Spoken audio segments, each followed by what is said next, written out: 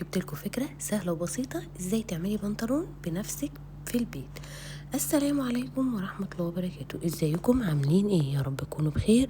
النهاردة معانا فكرة جديدة حبيت اشاركها معاكم. ولو اول مرة تشوفوني، انا تقى بقدم محتوى عن اعادة التدوير والافكار البسيطة، ولايك وشير لو عجبكم الفيديو، ويلا بينا نبدأ الفيديو. ويا ريت تتابعوا معايا الفيديو للنهاية عشان هتنبهروا بالنتيجة. معانا هنا متر قماش هنعمل منه احلى بنطلون واسهل بنطلون بكل سهولة. البنطلون ده معانا بنطلون اي مقاس انت عايزاه او مقاسات البنوتة اللي انت حابة تنفذي على اساسها. بتجيبي بنطلون موجود عندك وتبتدي ان انت تكبري او تصغري على حسب المقاسات اللي موجودة عندك في البنطلون بتاعك اللي موجود عندك في البيت. وبكل سهولة هنبتدي ان احنا نعلم المقاسات. حابة تكبري زي ما اتفقنا مثلا هتكبري، حابة تقللي عن مقاس البنطلون اللي معاكي هتقللي. القماشين دول زي بعض بالظبط، فهنا احنا بنعمله اكبر شوية بس هيبقى نفس القماشة. ساعات القماشة بتختلف من قماشة لقماشة في القص، بس هنا القماشتين زي بعض، فبالتالي القماشات مش هتختلف معانا في البنطلون، بس هيختلف المقاسات بتاعة البنوتة. وبكل سهولة هتبتدي تقصي الخطوط اللي احنا ماشيين عليها دي، وهيطلع معانا احلى واسهل بنطلون. بالنسبة الفكرة ليه مثلا حابة ان انا اشارك معاكم فكرة القص، ان انا عملت معاكم افكار كتير من اعادة التدوير للبناطيل، وازاي تطلعي فكرة بنطلون من حاجات انت ما بقيتيش تستخدميها. فحبيت ان انا اوريكم فكرة بنطلون على قماشة بقى جديدة، وازاي ان انت بكل سهولة برضو تقدري تعملي منها حاجة وتنفع خروج، وفي نفس الوقت مريحة وجميلة. وان شاء الله هنفذ معاكم نفس الفكرة دي للبناطيل لينا احنا بقى ككبار، وازاي ان انت تقدري تعمليه بنفسك في البيت بكل سهولة وبأقل تكلفة. وزي ما اتفقنا ان انت حتى لو مش متوفر معاكي المكنة ممكن تقصي الفكرة وحد ينفذها لك، ولو معاكي المكنة هيوفر عليكي كتير في التنفيذ. بالنسبة للأجزاء طبعا الزيادات دي كلها هنشيلها مع بعض. وهنا ببين لك طول البنطلون هنا كان ما يقرب 80 سنتي.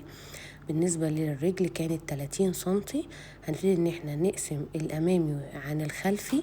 طبعا زي ما احنا عارفين ان الامامي بيبقى اقل عن الخلفي، بس هنا احنا مش هنشيله بطريقة تانية. ان احنا هنا الامامي والخلفي هيبقى الامامي في خياطة في منتصف الرجل، فبالتالي هيظبط معانا المقاسات من ناحية ان الامامي هيبقى اقل من الخلفي، ويبتدي يبقى معانا كده البنطلون كمل بكل سهولة. طبعا من فوق وانت بتقصي عند الحجر بتاخدي مساحة الحجر مرتاحة جدا. وكمان لو انت حابه تسهلي على نفسك ان انت كمان تعملي حساب الاستك اللي انت هتركبيه. لو استك كبير بتاخدي ضعفين عرض الاستك، استك رفيع ايا كان المقاس، هو كده كده انت بتاخدي مقاس الاستك اللي انت هتركبيه كمقاس صغير او عريض على حسب المقاس، بتاخديه ضعفين في طول الحجر اللي انت قصاه للبنطلون. وزي ما انتم شايفين ده كده البنطلون كامل معانا، ده الخلفي وده الامامي.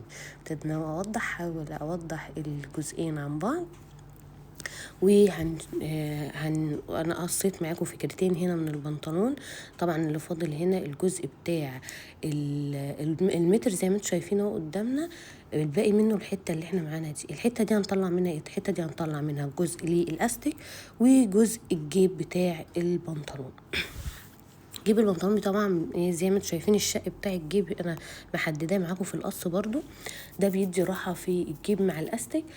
الجزء ده برضو مهم في حتة القص. وبتبتدي ان انت هنا تنفذي الجيب على حسب راحتك، عايزة تعمليه شق او عايزة تعمليه من خياطة البنطلون، او لو عايزة تعمليه بسبعة كده مقصوصة للجيب. بس هنا احنا عملناه يعتبر في خياطة جنب البنطلون وعملنا له تقفيلة حواليه.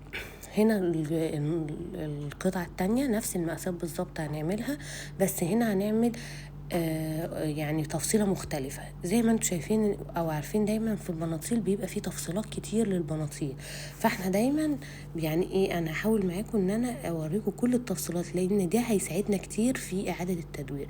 ان انت لو معاكي قماشة ما يعني تقدري ازاي تطلعي منها بنطلون، لا هتقدري تطلعي منها بنطلون بافكار كتير، لان البناطيل ليها قصات كتير مختلفة.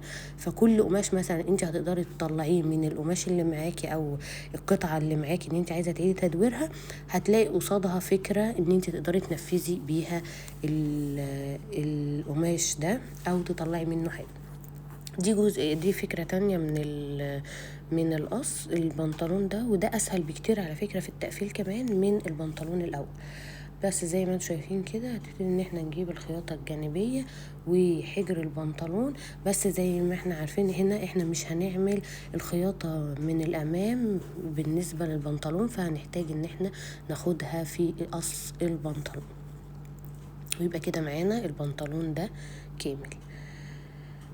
وهنا يكون معانا البنطلونين يكونوا جاهزين. ولو وصلت معايا في الفيديو لحد هنا بتمنى يكون الفيديو يكون عجبك، ولايك وشير لو عجبك الفيديو، ويا ريت تتابعينا على صفحاتنا على فيسبوك وعلى تيك توك، هسيب لكم اللينك في صندوق الوصف. وبتمنى الفكرة تكون سهلة وبسيطة. وزي ما انتم شايفين دي النتيجة بتاعت البناطيل بكل سهولة تقدري توفري كتير جدا من فكرة البناطيل. ولو حابين انفذ لكم الفكرة على المكنة يا ريت تشاركوني في التعليقات. وبس لحد هنا يكون خلصنا الفيديو بتاعنا، وبتمنى تعجبكم الفكرة وتستفادوا منها وتشاركوها مع أصحابكم. ولو نفذتوا الفكرة يا ريت تبعتوا لنا في التعليقات نشاركها سوا. والسلام عليكم ورحمة الله وبركاته.